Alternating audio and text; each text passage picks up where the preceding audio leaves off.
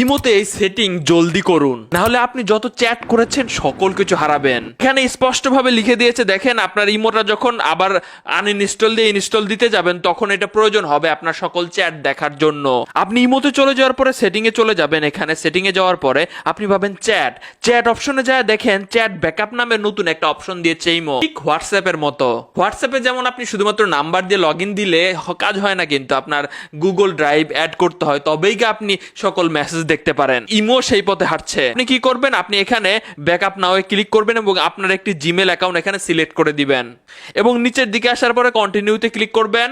এরপরে এই অপশনটা অটো ব্যাকআপ এটা ডেইলি করে দিলেন। এরপর আপনি ব্যাকআপটা ভিডিও সহ রাখতে চান নাকি এটা সিলেক্ট করে দিবেন। এরপরে আপনি ওয়াইফাই দিয়ে ব্যাকআপ নিতে চান নাকি মোবাইল ডাটা ওয়াইফাই সহ দুইটাই, সেটা আপনি দেখে নিতে পারেন। আজকের জন্য আমরা যেহেতু শুরু করব তাই ব্যাকআপ নাও ক্লিক দিয়ে দিলাম। আমি যত চ্যাট আদান প্রদান করেছি সকল কিছু আমার গুগলে যা থাকলো।